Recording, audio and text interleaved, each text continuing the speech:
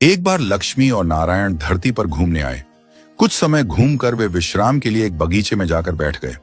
नारायण जी आंखें बंद कर लेट गए। लक्ष्मी जी पास ही बैठकर नजारे देखने लगी। थोड़ी देर बाद उन्होंने देखा कि एक आदमी शराब के नशे में धुत होकर गाना गाते हुए चला जा रहा है। अचानक उसे ठोकर लगी तो वह पत्थर को लात मारने लगा और अपशब्द कहने लगा। लक्ष्मी जी को यह देखकर बहुत बुरा लगा। तभी उन्होंने देखा कि उस आदमी की ठोकर से वह पत्थर हट गया और उसके नीचे से एक पोटली निकल आई। उसने पोटली उठाकर देखी तो उसमें हीरे जवाहरात भरे हुए थे। वह खुशी से नाचने लगा और पोटली लेकर चला गया। यह देखकर लक्ष्मी जी हैरान रह गईं। उन्होंने देखा कि वह आदमी झूठा, चोर और शराबी है और सारे गलत काम करता है। उन्हें आश्चर्य हुआ कि ईश्वर ने ऐसे अधर्मी व्यक्ति पर कृपा क्यों की।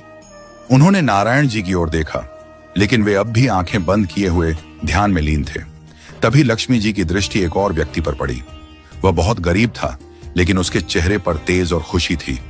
उसके कपड़े साफ मगर पुराने थे। उसी समय उस व्यक्ति के पांव में एक बड़ा शूल कांटा चुभ गया। खून बहने लगा। उसने हिम्मत करके कांटे को निकाला, पांव में गमछा बांधा और प्रभु को हाथ जोड़कर धन्यवाद दिया। लंगड़ाता हुआ वह चल पड़ा। यह देखकर लक्ष्मी जी को बहुत दुख हुआ। उन्होंने पाया कि इतने अच्छे व्यक्ति की ऐसी दशा है, जबकि अधर्मी व्यक्ति को सोने की पोटली मिल गई। उन्हें यह भेदभाव अच्छा नहीं लगा। उन्होंने नारायण जी को हिलाकर उठाया। नारायण जी मुस्कुराते हुए आंखें खोलकर उठे। लक्ष्मी जी ने उन्हें सारी घटना सुनाई और पूछा, ऐसा क्यों? नारायण जी बोले, लोग मेरी कार्यशैली को समझ नहीं पाते।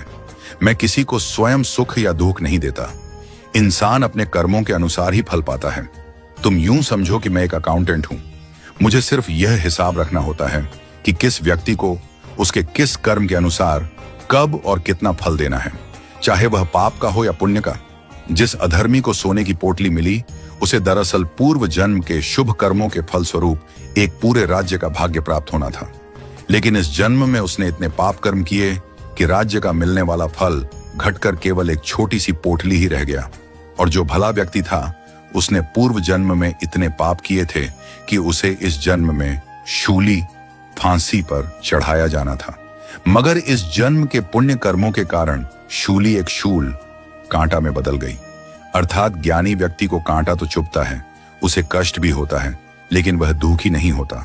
वह दूसरों की तरह भगवान को दोष नहीं देता, बल्कि हर तकलीफ को प्रभु की इच्छा मानकर सहता है। वह सोचता है कि इसमें भी कोई भलाई होगी और वह प्रभु को धन्यवाद देता है। इसलिए आगे से अगर तुम्हें कभी कोई तकलीफ हो तो विचार करना, क्या हम सिर्फ कष्ट में हैं या वास्तव में दुख में हैं। यदि हम सच्चे दिल से प्रभु पर विश्वास रखें तो हमारी आधी सजा तो वैसे ही माफ हो जाती है। बाकी जो कष्ट बचते हैं, उन्हें सहने के लिए परमात्मा हमें हिम्मत और मार्गदर्शन देते हैं।